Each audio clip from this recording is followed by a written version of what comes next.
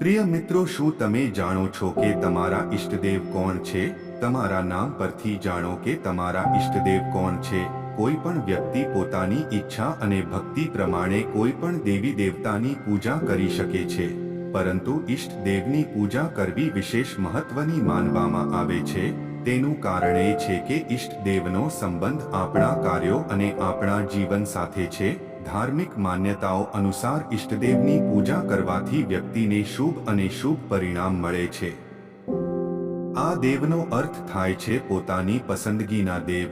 પરંતુ જો કોઈ આ વિશે જાણતું ન હોય તો પોતાના ઈષ્ટદેવને કેવી રીતે ઓળખી શકાય?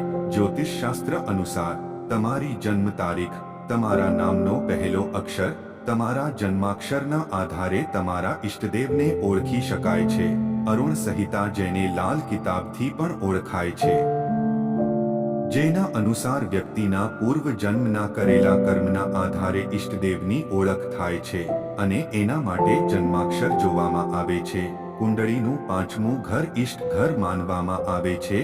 આ ઘરમાં જે રાશિનો ગ્રહ છે તે આપણા ઈષ્ટ દેવતા કહેવાય છે. ઈષ્ટદેવની પૂજા કરવાથી ફાયદો એ થાય છે કે કુંડળીમાં ગમે તેટલા ગ્રહ દોષ હોય, પૂર્વ ભગવાન પ્રસન્ન હોય તો આ બધા દોષો વ્યક્તિને બહુ પરેશાન કરતા નથી. મિત્રો, હવે વાત કરીશું તે રાશિઓની કે જેના ઈષ્ટદેવ કોણ છે. તે પહેલા વિડીયોને લાઈક નથી કરી તો એક લાઈક કરી દો અને ચેનલને સબસ્ક્રાઇબ પણ કરી લેજો. પ્રિય મિત્રો, ચાલો હવે જાણીએ તે રાશિઓ વિશે.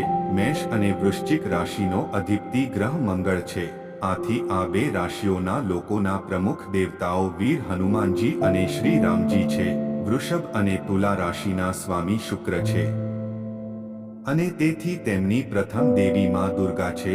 તેઓએ તેમની પૂજા કરવી જોઈએ.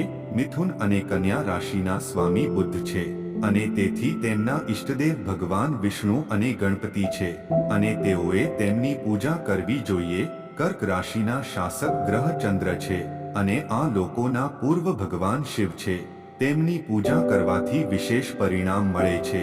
સિંહ રાશિના લોકોનો શાસક ગ્રહ સૂર્ય છે અને તેમના ઈષ્ટદેવ હનુમાનજી અને માં ગાયત્રી છે.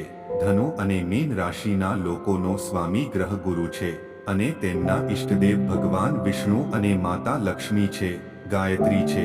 ધનુ અને મીન રાશિના લોકોનો સ્વામી ગ્રહ ગુરુ છે અને તેમના ઈષ્ટદેવ ભગવાન વિષ્ણુ અને માતા લક્ષ્મી છે. મકર અને કુંભ રાશિના સ્વામી શનિ છે. તેથી તેમના ઈષ્ટદેવ હનુમાનજી અને શિવજી છે.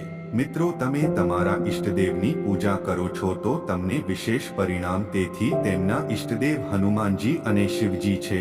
મિત્રો, તમે તમારા ઈષ્ટદેવની પૂજા કરો છો તો તમને વિશેષ પરિણામ મળે છે.